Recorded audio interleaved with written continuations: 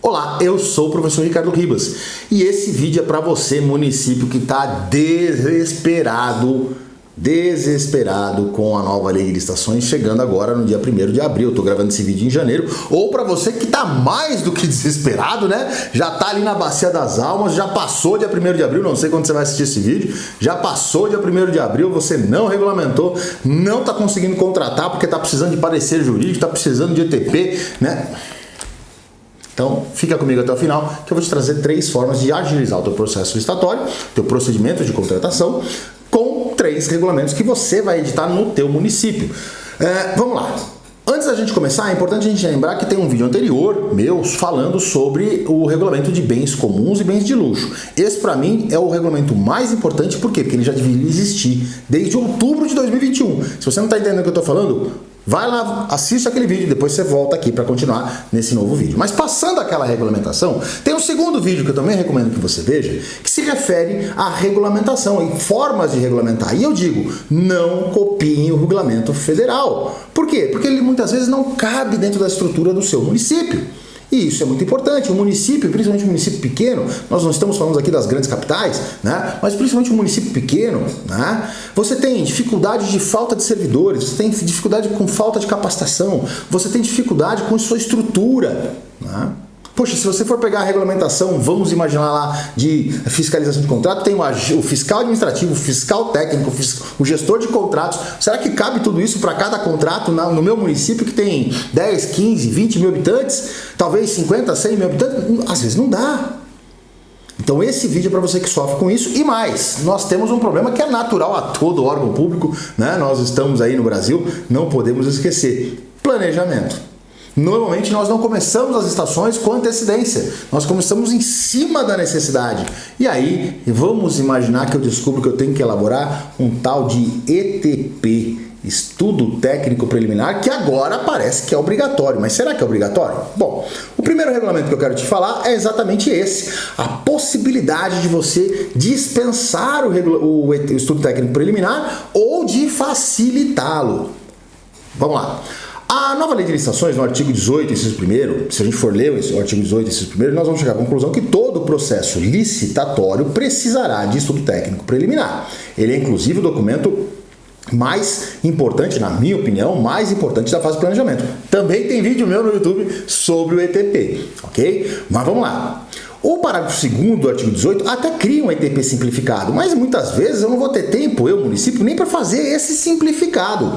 E aí, Ricardo? Bom, se for licitação, não tem muito caminho para correr, a não ser você, no seu regulamento, né, criar outras características do estudo técnico preliminar, né, como a União Federal fez, disciplinando lá na instrução normativa o que era o ETP para ela, a existência do ETP simplificado, né? Você pode também criar no seu município a competência para isso, o que você entende como o estudo técnico preliminar para o seu município, e principalmente como você entende o estudo técnico preliminar simplificado. Mas o mais importante é o artigo 72 da nova lei de licitações, porque ele diz o seguinte: a contratação direta, dispensa e inexigibilidade precisará, no seu procedimento de contratação, quando for o caso, e a lei fala exatamente isso, quando for o caso, ou esse for o caso, alguma coisa nesse sentido, né, do estudo técnico preliminar, mas a lei não diz quando será necessário. Por quê? Porque quem tem que dizer isso é você. E você vai dizer isso como? No seu regulamento. Então você, município, vai dizer isso no seu regulamento, dizendo, olha, né, nestas hipóteses aqui, eu não preciso ficar afastado, fico dispensado a elaboração do estudo técnico preliminar, né? E aí você pode até olhar para algumas hipóteses previstas ali pelo regulamento federal, né? Então, a existência de minutas padronizadas, a baixa complexidade, a entrega imediata. Mas se você for ver e for falar ali, né, de regulamento federal, ele não falou, por exemplo, das contratações emergenciais. Será que eu preciso parar tudo, né? O juiz mandou fornecer o remédio em 24 horas, né? Será que dá tempo de fazer o estudo técnico preliminar? Óbvio que não. Quem já viu meu vídeo sobre ETP sabe que não é um documento que se faz assim, não é uma múltipla escolha, eu preciso pensar, né? Pela norma eu tenho 13 itens no ETP para falar, não dá para escrever tudo num dia só, né? Então eu preciso regulamentar o meu estudo técnico preliminar na minha prefeitura para dizer como vai ser o ETP lá, o que vai ser o ETP simplificado e quando eu vou poder dispensar o estudo técnico preliminar, né? E fica aí o lembrete para a questão da emergência. A segunda regulamentação, também nesta mesma linha, né, de dispensar documento, né, de simplificar documento, vai falar da necessidade do parecer jurídico, do assessoramento jurídico. Por quê? Porque o artigo 53, ele fala da necessidade do assessoramento jurídico como controle de legalidade. E como é que o assessoramento jurídico se dá? Pela via de pareceres. Tá? Então, quando é que eu vou precisar de parecer jurídico? Bom, se nós formos ler o artigo 53, nós vamos ver que sempre eu vou precisar, tanto no procedimento licitatório, quanto nas contratações diretas. Mas o parágrafo 5º do artigo 53 cria a possibilidade, que depende de você regulamentar, né, de eu afastar a necessidade do parecer jurídico, de eu realizar a minha contratação, seja direta, seja por licitação, sem o parecer jurídico. Vamos ver o que diz o parágrafo 5º do artigo 53 da nova lei de licitações. Acompanha comigo na tela. É dispensável a análise jurídica nas hipóteses previamente definidas em ato da autoridade jurídica máxima competente, que deverá considerar o baixo valor, a baixa complexidade da contratação, a entrega imediata do bem ou a utilização de minutas digitais, instrumentos de contrato, convênio ou outros ajustes previamente padronizados pelo órgão de assessoramento jurídico. Volta aqui comigo. Vamos lá. Uma primeira questão. A lei fala que caberia a um ato do chefe, né, da autoridade máxima do jurídico, do seu assessoramento jurídico. Me parece que talvez esse não seja o melhor caminho. Por quê? Ok, o procurador municipal emitiu um ato, emitiu uma decisão lá, uma recomendação dizendo que não será necessário o parecer jurídico na situação X. Só que o prefeito quer um parecer jurídico. E aí? Como é que fica? Aí vai ter parecer jurídico. Mas e se o procurador sentar na cadeira, cruzar os braços e falar assim, eu já falei que não preciso e não vou fazer? E existem municípios, e você sabe que eu estou falando com você agora, né? Sempre que você, município que tem problema, né? Você sabe que às vezes o procurador briga com o prefeito, né? E aí eles não se dão mais e fica uma coisa complexa de resolver, né? Uma saia justa, e aí? E aí que se você não resolver esse problema, você não vai conseguir fazer a contratação. Ou o procurador pode até ele mesmo, esse oficial do Ministério Público, dizendo, olha, tá errado, estão fazendo de forma errada, olha aqui, onde podemos chegar? Então veja, é saudável, e aí eu sugiro para você, é saudável, né, que a autoridade máxima legal da entidade, o prefeito, faça essa regulamentação com o aval da assessoria jurídica, com o aval do seu assessoramento jurídico. Então eu se fosse prefeito, pediria um parecer jurídico para ele, das hipóteses em que ele acha que é conveniente dispensar o parecer jurídico, analisaria e se concordar, ok, eu só assino o decreto. Se eu quiser emendar, né, então vamos imaginar, não está mencionando no parágrafo 5º que nós lemos agora, né, não está mencionando o caso de emergência. E aí? Então, se for uma emergência em que o valor é alto, uma contratação, sei lá, de um equipamento cirúrgico ou de equipo cirúrgico, já vi acontecer, né, de 200 mil, 300 mil, um remédio caríssimo por dia, né, não se enquadra nessas hipóteses. Ah, é entrega imediata, né, mas ok, mas será que é tão simples? Caberia ali deixar mais claro que, eventualmente, no caso de emergência, né, poderá ser dispensado o parecer jurídico, o assessoramento jurídico, ou, alternativamente, algo que até um meio termo ali, né, dizer que o parecer jurídico poderá vir após a contratação, de forma a ratificar, de forma a referendar o procedimento, né, a realizar esse controle posterior de legalidade. E aí o parecer pode até apontar, olha, tem essa ilegalidade, aí você vai lá, rescinde o contrato, pune quem tem que punir, indeniza quem tem que indenizar, né? Mas talvez então postergar a elaboração do parecer. Isso tudo pode ser criado desde que esteja no regulamento do seu município. Nas prefeituras que eu tenho assessorado aí para a regulamentação, nós temos colocado essas observações, esses pontos específicos. Falando aí de assessoramento, eu quero te lembrar que eu tenho um grupo no Telegram gratuito para você tirar todas as suas dúvidas sobre regulamentação, nova lei, antiga lei, pregão, o que for sobre licitação e contrato, você me pergunta lá e eu te respondo. É óbvio que eu não vou te responder pergunta que uma simples busca na internet poderia responder. Professor, qual é o artigo tal? Ah, meu amigo, vai ler a lei, não é? Mas se for um problema, uma dúvida, caminhos a seguir que você não sabe qual escolher, conta lá comigo, eu estou no Telegram à sua disposição, o link de acesso está na bio do meu Instagram.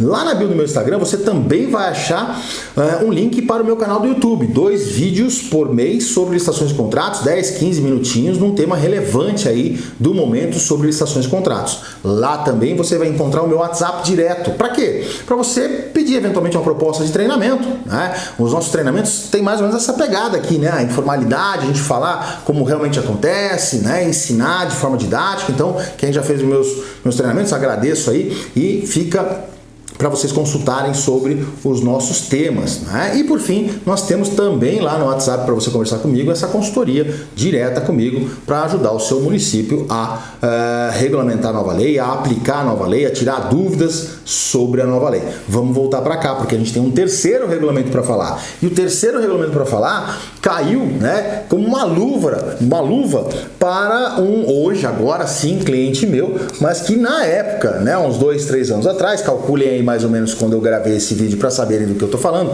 que se eu falar a palavra aqui o YouTube derruba o nosso vídeo, né? Eu gravei ali uma situação em que um potencial cliente virou para mim e falou assim: Ricardo, olha, eu nunca vendi para governo, né? Eu sempre tive mercado privado, mas eu agora estou precisando, por conta dessa situação, estou precisando aí vender para órgão público, eu quero começar a vender para órgão público, como é que eu faço? E eu falei assim, olha, além de ter certidões negativas, era uma grande empresa, além de você ter certidões negativas, você vai precisar ter um documentozinho chamado atestado de capacidade técnica, que nada mais é do que uma declaração dos teus clientes privados, dizendo que você já prestou esse serviço, forneceu esse bem, nos quantitativos X, no prazo tal, com qualidade, né? Sem ter nada que o desabone. E ele virou para mim e falou assim: puxa, Ricardo, eu tenho grandes clientes, né? Algumas embaixadas, algumas empresas estrangeiras que estão no Brasil, mas essas empresas e essas entidades, por norma de compliance, elas não emitem essas declarações. Mas eu tenho, eventualmente, as cobranças, eu tenho os contratos que também são gravados com cláusulas de confidencialidade. Como é que eu faço? Como é que eu faço? Eu posso apresentar isso? E a resposta naquele momento foi: meu amigo, não dá para você participar, porque você vai precisar do atestado de capacidade técnica, né? Você precisa da declaração. A antiga lei de licitações não previa, né, essa possibilidade de eu comprovar minha qualificação técnica de outra forma. Mas agora eu tenho, né, um dispositivo novo na nova lei de licitações, quando fala de qualificação técnica, que cria a possibilidade de você, município, regulamentar que outros documentos você vai aceitar para comprovação da qualificação técnica, tanto operacional quanto profissional, do licitante, sem necessidade do atestado de capacidade técnica. A exceção é que esse regulamento ele vai valer para todo e qualquer objeto, né, desde que não seja, então a exceção, obra de serviços de engenharia, ok? Vamos para o texto da nova lei. Salvo na contratação de obras de serviços de engenharia, as exigências de qualificação técnica profissional e operacional, né, a critério da administração, poderão ser substituídas por outra prova de que o profissional ou a empresa possui conhecimento técnico e experiência prática na execução de serviços de característica semelhante.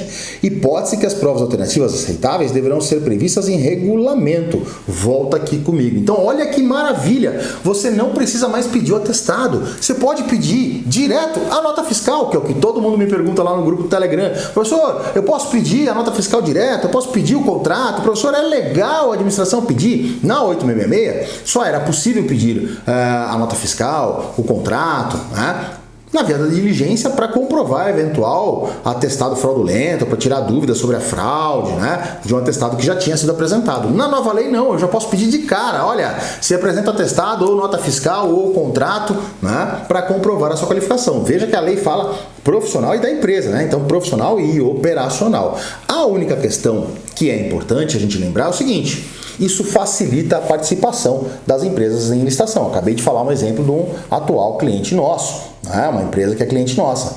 E aí me surge a seguinte situação: e se o seu município não tiver regulamentado ainda essa questão de alteração da qualificação técnica? Em tese, eu poderia discutir defendendo a empresa, né, que você está impedindo, dificultando a participação, o acesso ao certame licitatório. Isso pode virar aí um imbróglio jurídico, pode virar um imbróglio judicial, uma representação do Tribunal de Contas por uma omissão da obrigação de regulamentação, né? Então, tomem cuidado, vejam que, não é, a regulamentação nesse caso não só é conveniente para a administração, como também é necessária, né, sob pena de você poder ser questionado por que não facilitou o acesso aí da comprovação das condições de qualificação técnica. 3 regulamentos importantes. Então, o que é e quando eu posso dispensar o meu ETP, a possibilidade de afastar o parecer jurídico e a possibilidade de comprovar a qualificação técnica profissional e operacional sem necessidade do atestado de capacidade técnica. Tirando o regulamento sobre bens de luxo e bens comuns, eu, se fosse fazer separadinho, já começaria esses outros 3. Já temos 4 regulamentos aí na fila para serem elaborados. Mas me diz nos comentários desse vídeo, você já regulamentou a sua nova lei de licitações? Você já fez a regulamentação no seu município? Se sim, comenta, né? Me deixa aí a sua observação, me põe o número do decreto aí municipal para poder analisar. E se você gostou desse vídeo, eu vou pedir para você se inscrever nos nossos canais, dar o seu like, ativar o sininho para que você possa receber outros vídeos deste tipo. Eu sou o professor Ricardo Ribas, agradeço a sua audiência e te encontro no próximo vídeo. Tchau, um abraço!